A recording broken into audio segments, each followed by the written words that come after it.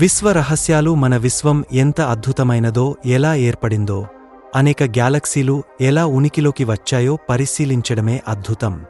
శాస్త్రవేత్తలు అనేక సంవత్సరాలుగా ఈ విశ్వాన్ని అధ్యయనం చేస్తున్నారు.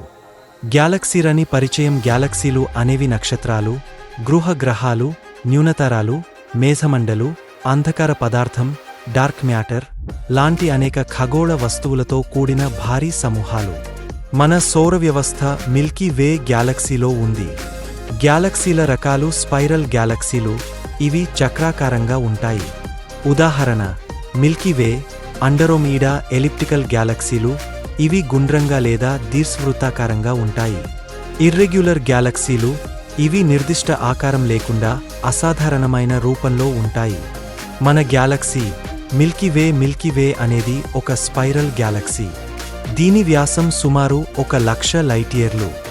ఇందులో 200 నుంచి 400 వరకు బిలియన్ల వరకు నక్షత్రాలు ఉంటాయని శాస్త్రవేత్తలు అంచనా వేస్తున్నారు.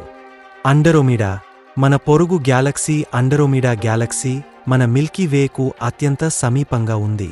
ఇది భవిష్యత్తులో మిల్కీవేతో కలిసే అవకాశం ఉంది. విశ్వ విస్తరణ. Dark energy. మన విశ్వం నిరంతరం విస్తరిస్తూనే ఉంది. ఈ విస్తరణకు ప్రధాన కారణం డార్క్ ఎనర్జీ అని భావిస్తున్నారు. భవిష్యత్తు గ్యాలక్సీలు. మన స్థానం. మన గ్యాలక్సీ భవిష్యత్తులో ఎలా మారుతుంది? మానవులు మరో గ్యాలక్సీలో నివసించే రోజు వస్తుందా? ఈ విశ్వంలోని గ్యాలక్సీలు ఎన్నో ప్రశ్నలకు సమాధానం ఇచ్చే సామర్థ్యం కలిగి ఉన్నాయి. మనం పరిశీలించే కొద్దీ ఇంకా అనేక కొత్త విషయాలు బయటకు వస్తున్నాయి. మన విశ్వం అద్భుతమైనదే. నక్షత్ర సమూహాలు. నెబ్యులాలు. గ్యాలక్సీలలో కేవలం నక్షత్రాలు మాత్రమే ఉండవు. చాలా గొప్ప నక్షత్ర సమూహాలు మరియు నెబ్యులాలు కూడా ఉంటాయి.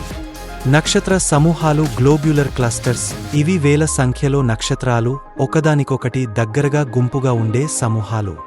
ఓపెన్ క్లస్టర్స్, ఇవి కొద్దిపాటి నక్షత్రాల సమూహాలు, వీటిలో తక్కువ నక్షత్రాలు ఉంటాయి.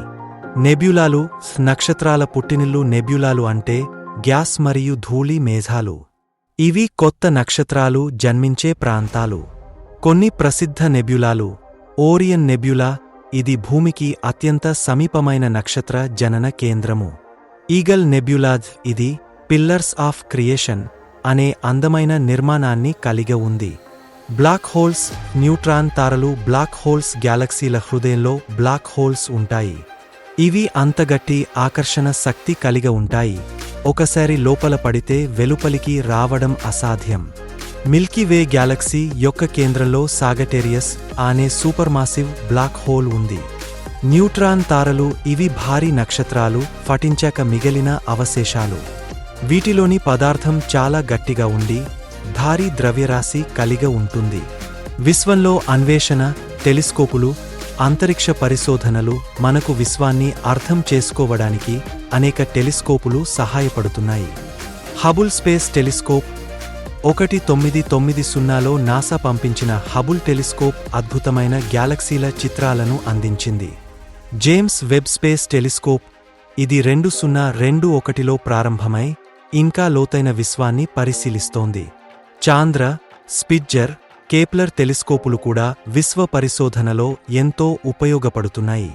అన్య గ్రహ జీవులు, హాబిటబుల్ ప్లానెట్లు మన గ్యాలక్సీలో మాత్రమే కాదు, విశ్వంలో అనేక అంతరిక్ష జీవుల అవకాశాలు ఉన్నాయని శాస్త్రవేత్తలు భావిస్తున్నారు. ఎక్సోప్లానెట్లు అనేవి మన సౌర వ్యవస్థ బయట ఉన్న గ్రహాలు. ప్రోక్సిమా బి, ఇది భూమికి సమీపంగా ఉన్న ఒక నివాసయోగ్య గ్రహంగా భావిస్తున్నారు. భవిష్యత్తులో మానవుల అంతరిక్ష ప్రయాణం.